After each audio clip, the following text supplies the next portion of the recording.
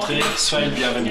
Nous allons découvrir un duplex de 110 mètres carrés très cosy, joliment décoré avec des espaces bien pensés. Enfin bref, agréable à habiter. Avant de tomber dessus, le propriétaire a beaucoup cherché. J'ai visité plus ou moins 40 appartements sur Bruxelles et il y avait toujours quelque chose qui ne répondait pas à mes envies. C'était trop cher, c'était trop grand, c'était trop petit, c'était pourri. Bon, celui-là n'était pas vraiment pourri, mais plutôt mal conçu avec des tas de petites pièces et beaucoup d'espace perdu. Il fallait vraiment être architecte pour imaginer ce que ça pouvait donner. Les éléments intéressants de cet appartement, c'était le potentiel d'aménagement suivant nos envies entre les différents étages et le fait de pouvoir faire des terrasses à Bruxelles. Car au départ, il y avait ça, une plateforme sans intérêt. D'ailleurs, Mario ne s'est pas seulement contenté de faire une seule terrasse, mais 3, dont une carrément perchée sur le toit. Revenons à l'aménagement intérieur. Le principal changement, c'est la cuisine. Pas seulement jolie à regarder, mais surtout très astucieuse. Question espace, c'est du super concentré. On n'avait pas la possibilité de faire une salle à manger séparée. Donc il fallait incorporer l'endroit manger dans la cuisine.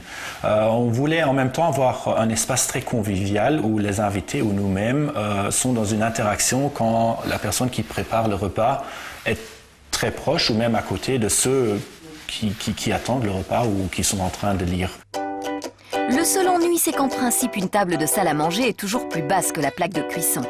Qu'à cela ne tienne, tout a été mis à la même hauteur avec aussi des sièges plus hauts. Un repose-pied a même été installé pour les petits gabarits qui ne touchent plus le sol. Et puis, comme notre architecte n'est jamais à court d'astuces, il a même prévu un système pour rallonger la table en cas de besoin. À présent, direction la chambre. Ici, tout est dans la disposition des meubles. Je voulais quand même garder un certain plan libre qui nous permettait de tourner autour du lit et pour moi et ma femme d'accéder facilement à la salle de bain et au dressing. C'est pour ça qu'on a aussi le meuble central qui est attaché au lit qui fait partie du dressing. Donc, il y a des portes coulissantes pour chacun. Et puis on a encore une fois ici des petits espaces de rangement pour stocker des livres ou des petites choses qu'on a besoin. Chez les Palmes, monsieur se charge de l'architecture, mais c'est madame qui fait la déco. Le tapis violet et le fauteuil jaune, c'est bien elle. Le choix des couleurs, c'était dans le but de rendre l'appartement plus cosy. Ce côté donc monochrome, donc les couleurs blanchâtres, voire beige, ont quand même donné un côté très froid. J'ai voulu briser donc ce froid en rajoutant des couleurs vives. Mais vous n'avez pas encore vu le clou de l'appartement, un sol vitré en dessous des toilettes. Il fallait oser. Comme j'aime bien passer mon temps sur le WC, lire dans les bouquets, je me suis dit mais c'est assez ennuyeux parce que chaque fois j'ai que les 2 dimensions devant moi et ce serait marrant d'avoir une 3e dimension vers le bas.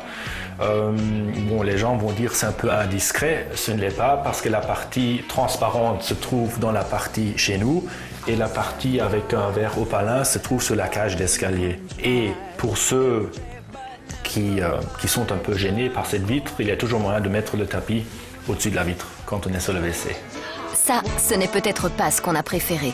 En revanche, les sièges dans la salle à manger sont confortables et pas chers du tout. Ils ont été achetés sur Internet pour 140 € chacun. Ça par contre, c'est le genre de détail qui nous plaît.